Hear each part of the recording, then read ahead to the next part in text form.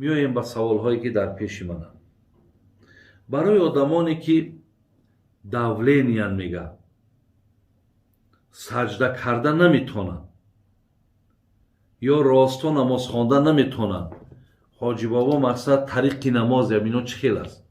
این همین در پیش من کتاب مختصره برادرای عزیز و گرامی.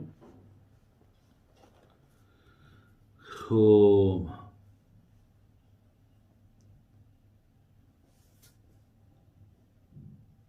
فصل فی صلات المریض،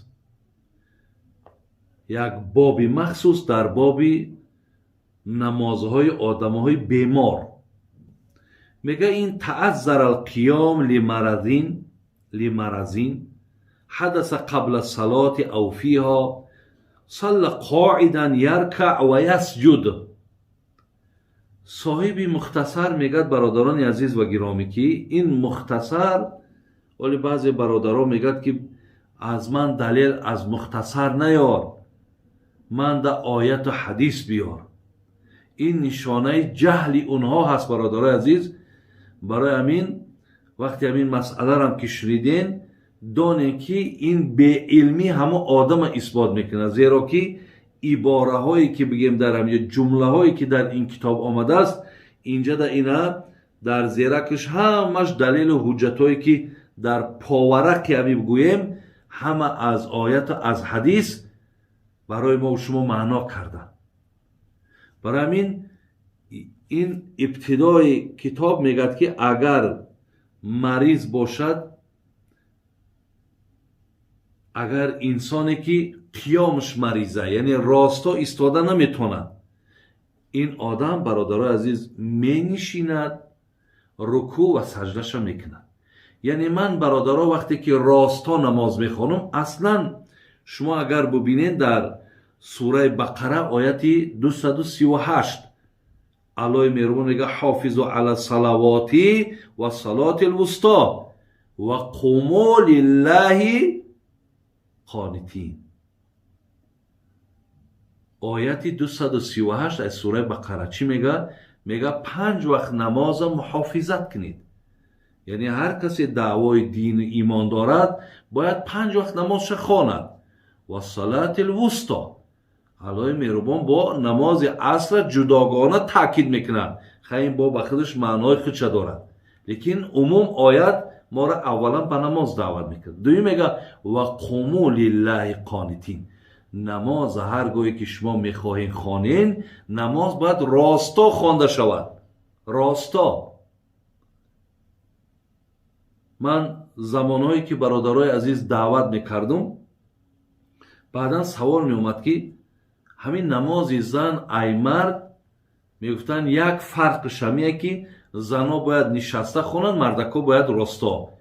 لیکن برادرها و مادرها و خواهرای عزیز این آیت برای همه عمومه. مردها هم باید راستا نماز خوانند، زنها هم باید راستا نماز خوانند.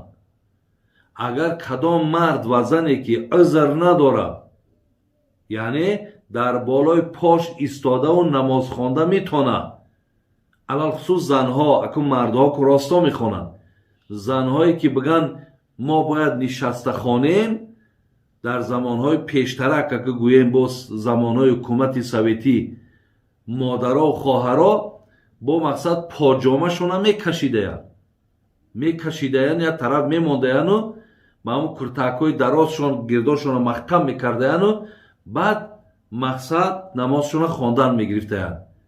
کدام این آدم ها را تعلیم داده است و تعلیمی نادرست داده، یا اگر ممکن و درست گفته است ممکن اینها نادرست فهمیدن. لیکن امروز مادام من برای شما همچو آدم زنده در پیشم کتاب، در پیشم آیت قرآن وقتی برای شما میگم، دیگر پیشینی ها را برای ما مثال دلیل نیاریم. برای ما کسی حجت شده نمیتونه، یگان نه ایشان، نه حاجی، نه داملا، نه شیخ، نه مثال صوفی و نه مفتی و نه دیگرش. من برای شما آیت قرآن سوره بقره آیت 238 الله گفته است که ҳар гоҳе ки барои ибодати ман, яъне барои намоз шумо рост мешен, намоза росто хонед. яъне хондани намоз росто ин фарзе.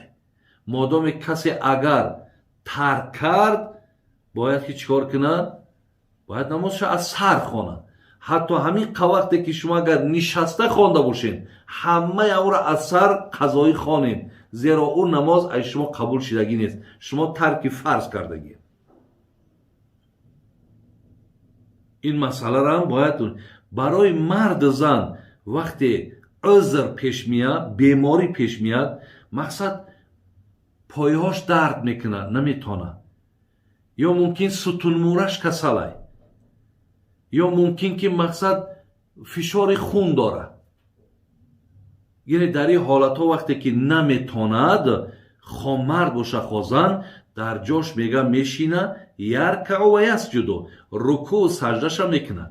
мақсад вақте ки ростош узр дорад, яъне рост намоз хонданда гуфтум ки узрҳо дорад, миёндардай, подардай, сардардай, хилас чӣ дарде бошад, монеи рост истодан бошад, мега дар ҷош чӣ хеле ки дар намоз мешиштен, тарзи намоза шитана ҳамон хел мешиниву ва ҳолати мақсад дар ҳолати нишастани намоз дастота ҳамон мешиниву дар ҳолати нишаста ангуштҳо ҳама тарафи қибла аллоҳу акбар мегӯй, дастора дар зери нофит мебандӣ. ҳамон тариқе ки сураи фотиҳаро мехонӣ, зами сураро мекунӣ. вақте ки бародарои азиз инҷа да ҳозир мумкин дар давомаш биёяд, лекин ман барои шумо хай гуфта мегзарам, вақте ки дар ин ҳолат зами сура ки тамом шид, мо бояд ки мақсад дар рукӯъ бирем. ҳамин ҳолата дастома мекушом, болои ронҳои помда мегзорам, акн рукӯъ мекунам, як камтарак сарма поён меёрам, камтарак сарма поён меёрам. мақсад ҳамун субҳона раббиял азим, субҳона раббиял азим, субҳона раббиял азим. тасбеҳҳои рукӯъма гуфтам, бо сами аллоҳу лиман ҳамида, ман ака дар ҳолати нишастагиам рост кишидам, анака саҷдама бо поёнтар мебарам, то рукӯъм ай саҷдам фарқ кунад. поёнтар мебарам, субҳона раббиял аъло, субҳона раббиял аъло, субҳона раббиял аъло. бибинед, дар ҳамин ҳолатҳо дастом дар болои рони поманд. бо аллоҳу акбар мегӯм, рикати дуюмда бо dastoма мебандам. анамин хел тариқи нафарҳое ки росто намоз хонда наметонанд, анамин аст бародарои азиз. ана ки инҷода давомҳои ибораро мехонем. хуб, мега ва ин таъаззара маъал қиём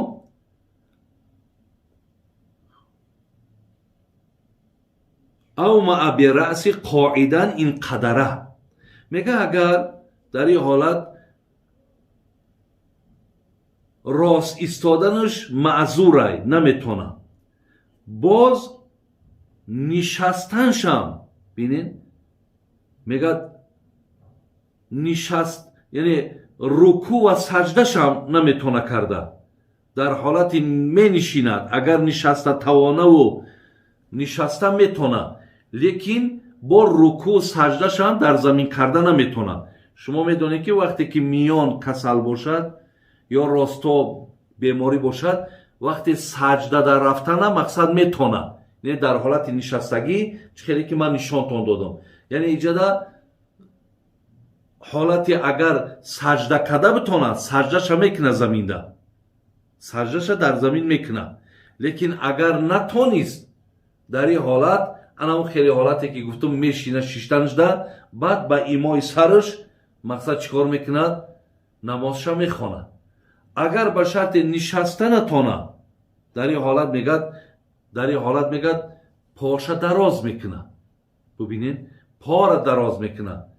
агар поошам ки дароз кардандам, нишастанаш агар тамоман маъзуриш ки нишаста наметонад, اینجا دا بعد انا میگه با طریق پشتش دراز میکشه، یعنی اما با پشتش پاش طرف قبله دراز میکنه، از تاکی سرش یگان بالشته که میمونن که همین چهرش طرف رو به قبله بیایه و همینجا بعد مقصد به اشاره سرش نمازاش خواندن میگیره. اگر به شرط اشاره سرم که اگر دیگر کار نکرد، اینجا دا دیگر با بگیم با لبش و با ابرو و با چشم و با دل و با این دیگر نماز نیست. اینجا دا یک مقدار توقف میکنیم تا وقتی که مقصد چیکار کند، تا وقتی که امکانیتی با نماز خواندنش پیدا شد، پیدا کشید، با نمازهای قضاش هم میخونه و با نمازش دوام دادن میگیره. این است برادرها و خواهرها عزیز نماز آدمی معذور.